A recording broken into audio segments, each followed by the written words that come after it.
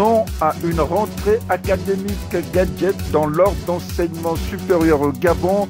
Prise de position du syndicat national des enseignants et chercheurs SNEC qui exige de garanties optimales de sérénité en milieu professionnel. Rentrée des classes sur fond de ciel gris dans les universités et grandes écoles, avec l'absence sur la ligne de départ du syndicat national des enseignants et chercheurs SNEC, qui met notamment en relief l'incompatibilité de la reprise des cours au niveau actuel d'alerte de la pandémie du coronavirus.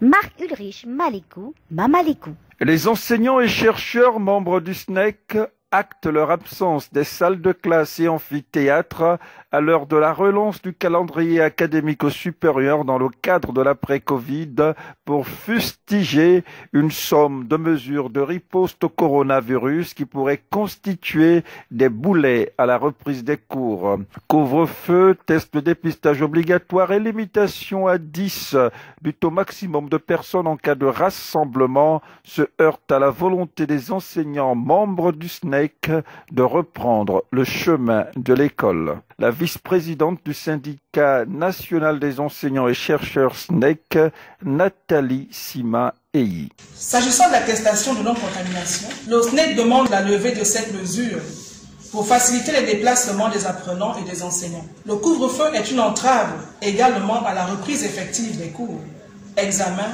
corrections, etc. Les activités pédagogiques et de recherche dans les universités et grandes écoles vont au-delà de 20 heures. La formation continue destinée à certains professionnels se déroule généralement après les heures légales de travail, c'est-à-dire de 16h à 21h. C'est pourquoi le SNEC demande la levée du couvre-feu ou, dans le cas échéant, qu'il soit repoussé au-delà de minuit. À ces deux exigences s'ajoute le respect de l'arrêté numéro 0055. Cet arrêté oblige l'administration à mettre à disposition les gels hydroalcooliques, les thermoflash et les masques à l'entrée des salles de classe et le respect des gestes barrières et les distanciations physiques. Par ailleurs, le SNEC s'interroge sur l'effectivité d'une reprise des activités étant donné que l'arrêté interdisant les regroupements de plus de 10 personnes est toujours en vigueur. Le déclenchement à tout va, sans l'aval du rectorat de l'université Omar Bongo, d'enquête sur fond de harcèlement judiciaire à l'encontre d'enseignants associés à la gestion de ce temple du savoir, ne laisse pas indifférent le SNEC. Le SNEC encourage le respect du bien public, mais il condamne ce vice de procédure, une méthode d'un autre âge qui a un arrière-goût de règlement de compte.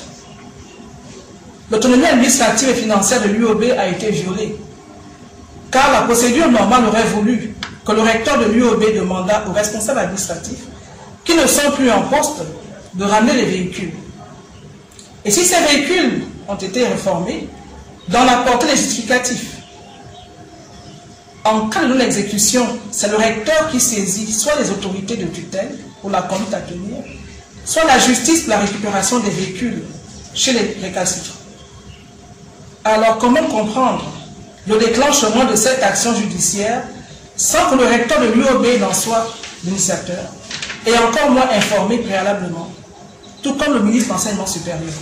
Le SNEC assimile cette attitude à un acte de banditisme à condamner et les desseins inavoués de ces commanditaires, dont certains sont tapis dans l'ombre, visent à humilier les enseignants-chercheurs et chercheurs et surtout à incarcérer le professeur Marc-Louis Ropivia. Le SNEC n'acceptera jamais qu'un enseignant-chercheur ou un chercheur, quel qu'il soit, puisse être victime d'une quelconque humiliation ou arrestation arbitraire, avant que sa culpabilité n'ait été établie par les juges au cours d'un procès juste et équitable. L'actualisation de son cahier de revendications en souffrance sur la table du gouvernement depuis des lustres n'est pas en reste.